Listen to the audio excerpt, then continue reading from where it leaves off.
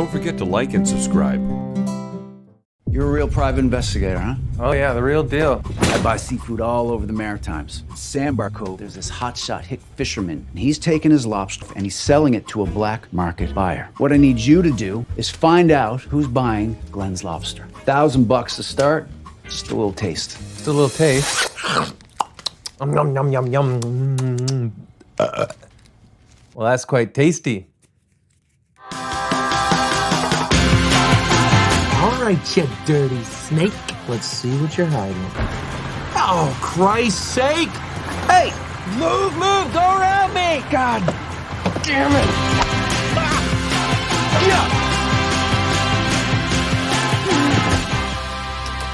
How are you now? Very nice to meet you, Rhonda Perry. This Luke Thorne character hired me to find out where this fisherman named Glenn Meisner is found. Glenn Meisner? You wouldn't happen to know where he lives by any chance, would you? If I think long and hard about it, maybe, well, not long and hard, more soft and average. We're gonna pit hubby versus wife. I don't know. That sounds like blackmail. Not blackmail, manifesting. You ever wish you had kids? Probably too late for me now anyway. Yeah, menopause, eh? You know what? Menopause? I'm too young for that. Jesus. You forgot your cutlery. Don't even think about it. You are gonna stop snooping around my wharf, you got that? We're manifesting, Larry. We came in the same rig. When the cat's away, the mice will play. Meow, meow. I can't imagine a day not getting wet. So you're a big swimmer then?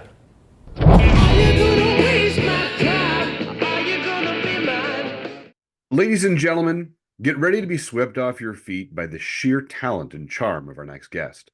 He's a true Canadian gem, hailing from the picturesque shores of Prince Edward Island. A man of many hats, he effortlessly juggles the roles of actor, film director, and screenwriter, leaving audiences in awe with every project he touches. Now, in 2018, he took the comedy world by storm with his uproarious film, Pogie Beach, a masterpiece that not only stole hearts, but also clinched the prestigious Canadian Comedy Award for Best Feature Film. And let's not forget his impeccable direction and writing, earning him that well-deserved award. But his journey doesn't stop there. Before gracing the silver screen with his directorial prowess, he captivated audiences with his unforgettable performances, notably with the thought-provoking 2012 film, Sin Theory. And who could overlook his ingenious creation, the web series sensation Just Passing Through, a comedic triumph that earned him yet another Canadian Comedy Award for Best Web Series. And now, fresh off the success of his latest directorial venture, Who's Your Father?, which premiered to critically acclaimed at the prestigious Atlantic International Film Festival in 2023. He's here to grace our stage with the infectious energy and undeniable talent. So without further ado, let's give a warm welcome to the brilliant visionary behind the laughter and magic, the one and only Jeremy Larter. Jeremy, thank you so much for your time and welcome to our show. Thanks so much, Chris. It's a pleasure to be here. I want to dive into this with you, Jeremy. What drew you to the entertainment industry? Well, it started when I was a teenager, growing up in Prince Edward Island in the 90s. So when Pulp Fiction came out, I was 14 years old in grade 10. And that was sort of a pivotal moment, I think, in my life, because I'd already started to get interested in music. I was playing in a band. And, I grew up playing sports and PEI, started playing music, started to get into videography and shooting little home videos. But then when Pulp Fiction came out in 94, it really was kind of a before and after moment in my life, where after that, I knew I wanted to become a filmmaker. And I didn't quite know how I was going to get there, but I knew that was something I wanted to do. And, the Kids in the Hall were a big influence on me when I was growing up in the 90s as well. I only had two channels growing up. I had CBC and CTV. So our options were pretty limited to what you could watch, but Kids in the Hall was on once a week when I was between the ages of like 11 and 15, basically, or 12 and 15. And so I watched that religiously. And that was a big influence on me as well. Like to see these people who'd be really funny. Some of it was probably over my head and I probably was too young to watch some of it, but it was funny, but it was also very Canadian. And they weren't afraid to be Canadian and show that their Canadian roots and proudly wear them on their sleeve. So I think that had a big impact on me as well. But that's basically where it all started. I think everybody who remembers Kids in the Hall was probably way too young to be watching Yeah, Kids in the Hall. yeah, I think so. And we're definitely showing our age by saying that you had two channels growing up. I think we had six, but we were in Ontario Wow, on you had PEI. triple what I had. I mean, you were rolling in it. Yeah, news, and Buffalo news for sure. Oh, there you go. See, I never got, yeah, I kind of envied those kids that grew up close to the border or like close-ish to the borders that got those American channels. I could only dream of American TV. And now here you are creating your own content, which I would argue is actually better than some of the American content coming out. But Well, I appreciate you saying that. Thank you. now, Jeremy, you've worn so many hats in the entertainment industry, from acting to directing and to writing. Can you share with us a pivotal moment in your career that truly shaped your artistic vision? Um,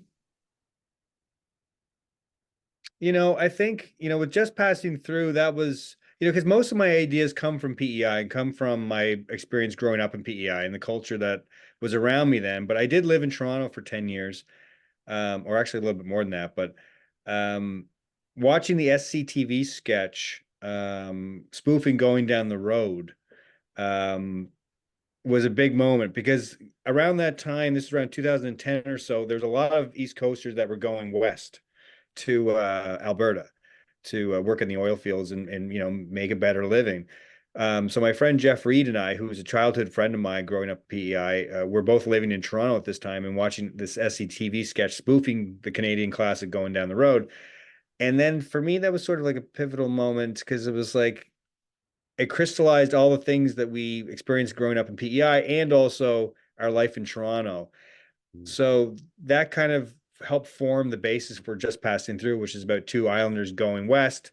They get stuck in Toronto and end up staying with their uppity cousin, and wild hijinks ensue. But that was kind of a pivotal moment because that was sort of like combining those two worlds because everything else before and since of my creative life has been about PEI primarily, but this was a way to kind of bring those two worlds together in a really fun way. So I think I've always been inspired by shows like The Simpsons too, where they were always like combining genres and doing spoofs of things. And um, this was kind of like not a spoof of a spoof, but it was sort of like taking that world of Toronto and PEI and kind of merging it into one. And that kind of, Just Passing Through was like the first big project that we had made. Now, when you talk about living in Toronto for about 10 years there and then PEI, can you share a little bit of the cultural differences, from Toronto and PEI with regards to the film industry? Well, yeah, I mean, when I first moved to PE, when I first moved to Toronto from Prince Edward Island was in 2003, and I went there primarily to do more film wise. I'd already gone to film co-ops and had taken like I'm aging myself now, taken 16 millimeter filmmaking workshops and that kind of stuff on the East Coast. But now I wanted to kind of like dive in deeper in Toronto. So I took acting classes when I first moved to Toronto.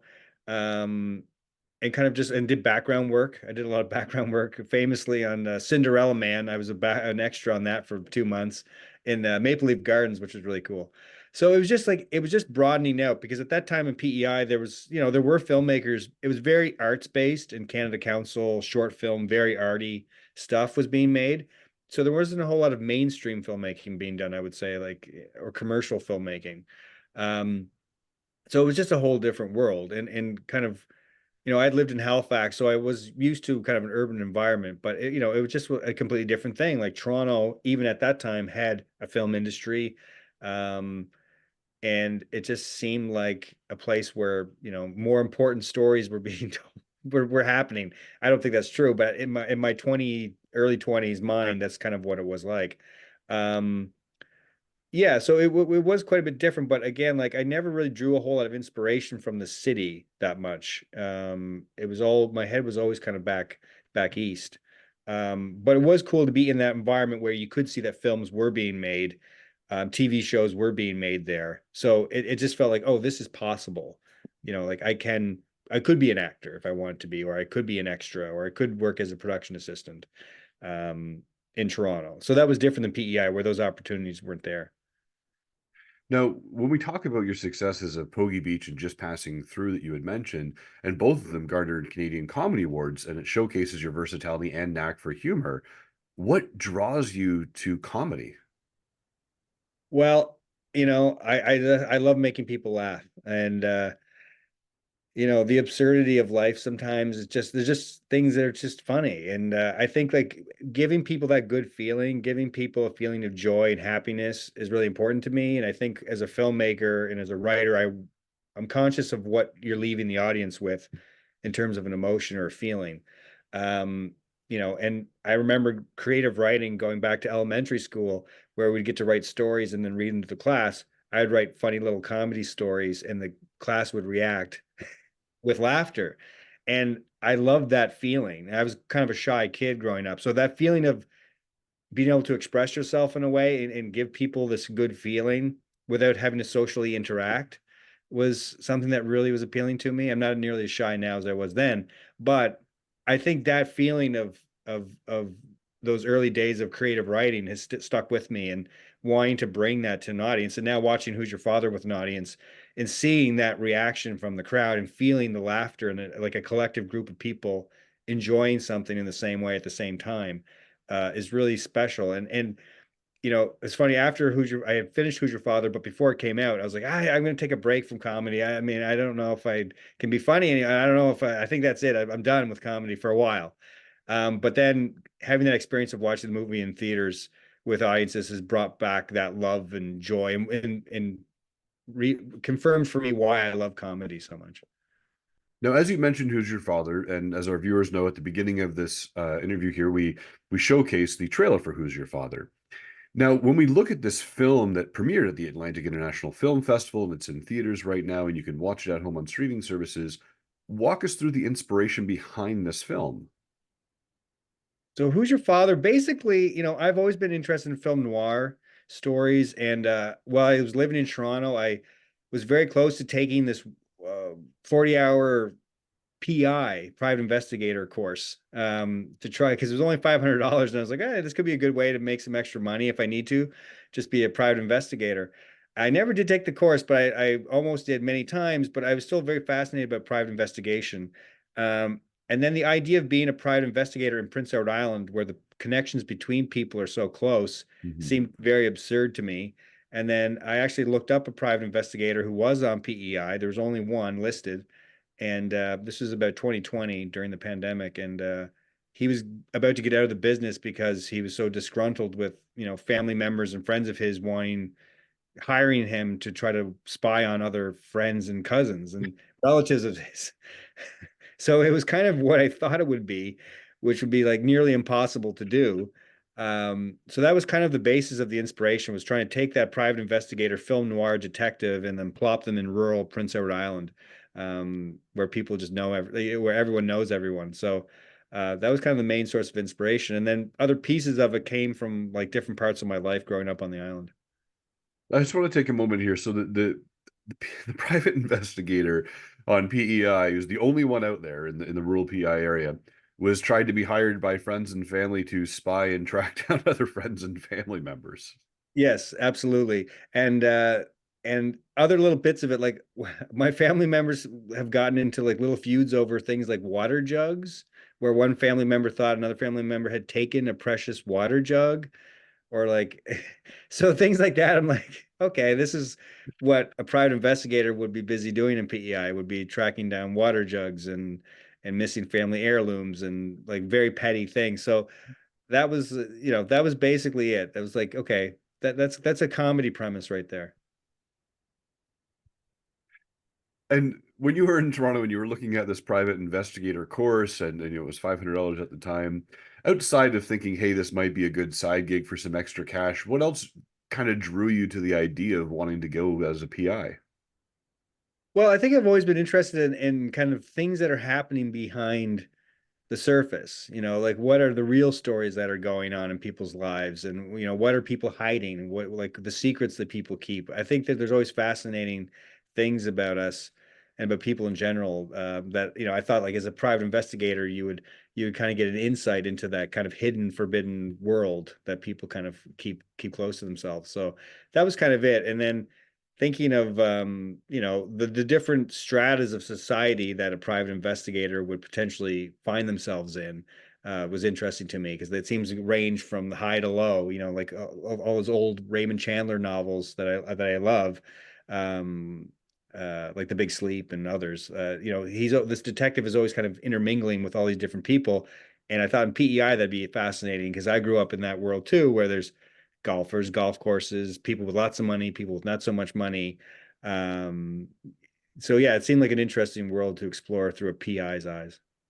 And you know what? It's a massive hit. It's fabulous. Oh, Now, thank with Who's Your Father, are there any personal connections to the film or the theme, like even the characters that you have there? Or have you said like, oh, that's really my aunt, and I'm going to write this character as if it was my aunt in the film, or my uncle, or cousin even?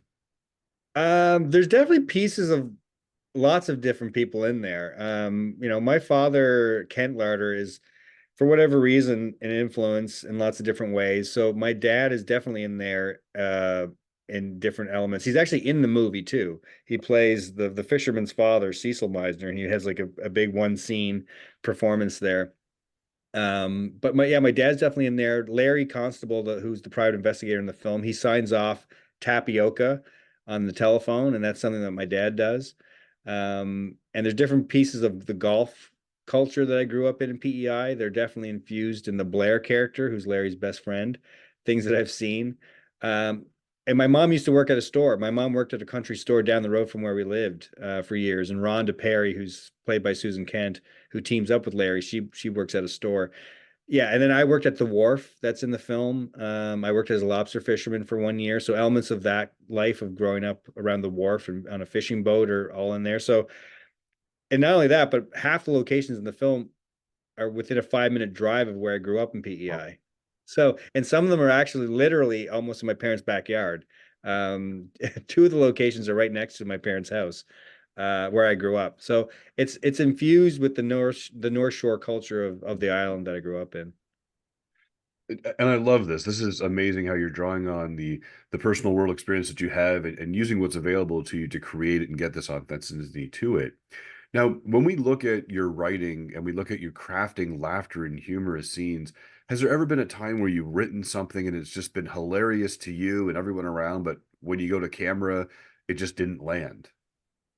Um, yeah, probably there has. I mean, most stuff generally gets weeded out before then. Like usually if I tell my wife and if she doesn't respond well, I'll think about it and like, maybe this isn't as funny as I thought it was. I generally tend to think things are funnier than they end up being sometimes. But yeah, I mean, when it comes down to it, usually you tweak it. I think like if you get to the set and something isn't working the way you had hoped or just doesn't feel right, you generally have time to tweak it. And working on this film, especially with the level of performers that we had, Mhm. um, all very comedic, great storyteller. Like they're all writers and storytellers in their own right, like Chris and Susan and Jess and Matt Wells and Keanu Horn. Um, they would have ideas. So they would add things and change. We tweak things and add things and change things on the day. So if something didn't feel right or didn't feel that funny, we would have time to tweak it. But yeah, it does happen. Absolutely. And it's funny that when you watch the film, for me, things that land that I didn't think were going to land, or like things that are just the audience responds to in a way that I could never have anticipated is also like a real pleasant surprise. But it does go the other way too, where something you thought the audience was just going to love doesn't hit quite the same way as you'd hoped. So it does go both ways, but it's fascinating to see how a crowd reacts to it. I love that. It's interesting. Now, I want to go back a step here just because you said something that was very interesting that I'd like to ask about. You'd said that one of the characters signs off the phone saying tapioca, and you said that your father does this as well. Could you explain why?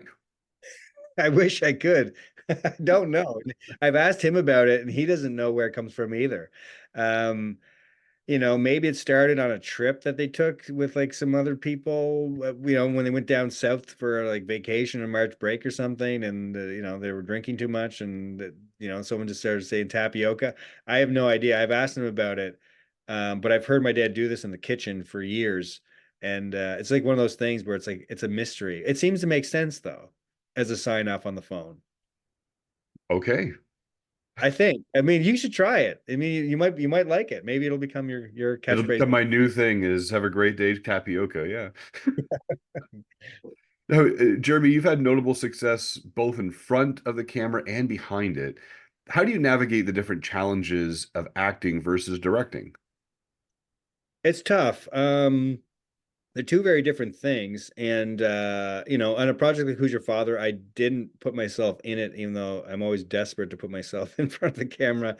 I don't consider myself like, that much of a dramatic actor, but I do like comedic acting, and I think I can do that to a certain extent. But they are two different things, and you're always trying to do what the director is looking for. So when you're trying to do both, it's hard. And as I get older, I'm less inclined to do that. Because and with the quality, with how great the performers were and Who's Your Father. Like I've had good actors in the past and other projects, but um it was just something like I didn't want to take all that on at once with Who's Your Father. With Just Passing Through, I played a character named Fabian in season one, which was a lot of fun. I got to wear a wig and have a terrible beard, and I really enjoyed that. But that was a small part. It's fun to act in other people's things. I always feel very self-conscious in other people's stuff because I feel like I'm not going to deliver what, Mhm. I'm an easy audience for myself. So I feel like I can give myself what I'm looking for. But I kind of terrifies me trying to do it for other people. Now, when we talk about acting, is there, and with your acting, your writing, and your directing, is there one that you prefer more than the other? Do you like directing? Do you like writing? Do you like acting? I know we love it all, but if you said, hey, this is the one that I'm moving forward with, what would one of it be? Um, I think, I love directing. I love directing Who's Your Father and all the past projects. I mean, writing for me is something that I can do every day. So it's near and dear to my heart in that way because like directing, I may not direct for another 2 years, Mhm. depending on when I get my next project off the ground. So it happens so infrequently that I think writing is just special in that way because I just did it half an hour ago, and when we get off this call, I can do it again, and there's no one stopping me. I just need my, a pen and paper, my computer, and I can do it. So writing for me is like a real form of expression that I can do every day. So I think writer is the one that I would, if I had to pick one, I would choose writing. Now, when we talk about work and writing, your work does delve into complexities of human relationships and the human condition. Is there a specific message or emotion outside of laughter that you hope viewers are going to take away from your projects? Um, yeah, I mean, I think that, Who's Your Father, in a lot of ways, Who's Your Father was about, like meeting my partner now, like in my late 30s. And I think there's an element to Larry and Rhonda about not giving up. Especially Rhonda's very headstrong, and she has a goal and something that she's looking for and wants to achieve. It's an ice cream machine in this, but I think it's really something deeper than that. I think it's really finding a connection with someone. So I think, yeah, with Who's Your Father in particular, I think it's about like not giving up hope, and your life can change on a dime for the better. Um, you just kind of have to keep plugging away and kind of keeping your head up to what's around you, and the possibilities of life. So I think that's kind of in there with that one. Just Passing Through, I think, was kind of about, in a weird way, the importance of family, and the even with their differences, how important family is. I think that was kind of what that project was about in some way. It was just about how important the family unit of some kind is. Doesn't have to be your biological family. It could be however you put a family together, I think. Yeah, so I think it's just about Poggy Beach. I have no idea what that I have no idea what that one's about. Um, Really, I have to think more about it. But I think that, yeah, I think with Who's Your Father especially, it's about just kind of like keep your head up, and just look out for have hope for the possibilities of tomorrow. Now, you had mentioned that in Who's Your Father, the character wanted an ice cream machine, and I'd be remiss if I didn't mention that you're wearing an ice cream hat today. I am Uh, absolutely. is there what's your favorite flavor of ice cream? Oh gosh, I mean, there's a Belgian chocolate dip that you can get in PEI that I absolutely love. Chocolate dip, I mean, I can you really pick a favorite? It's hard. It's ice cream. Soft It's good. It's delicious. And I actually, Rhonda's dream of having an ice cream store, like an ice cream machine, is like similar to my dream of owning a dairy bar one day. I think I'd also be very happy if a lot of the year I was like slinging ice cream. Um, where I live now in Prince Edward County, like I actually like, I haven't done that much yet to make this dream happen, but um, yeah, I have my eye on a potential, ice cream business one day down the road. So if you weren't in the entertainment industry and you had to pursue another career, it would be ice cream. Absolutely. It brings people happiness, That's you know, very true. It's and hard to be sad when you're eating ice cream. it's very hard to be sad when you're eating ice cream. You just hit the nail on the head. It's like, I mean, kids sometimes if the ice cream falls on the ground, there might be some tears, but besides that, it's a very joyful experience. Oh, it is. And speaking of joyful experiences, Jeremy, what are the upcoming projects that our viewers can expect to see from you? Well, I've got a few different ones that I'm developing now.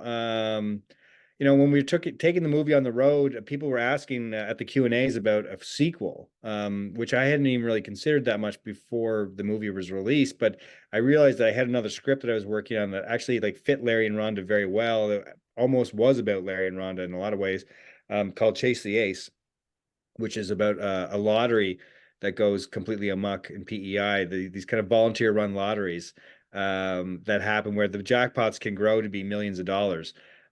So that one I've kind of like now adapting to be a Larry and Rhonda story, kind of a continuation of Who's Your Father in that world.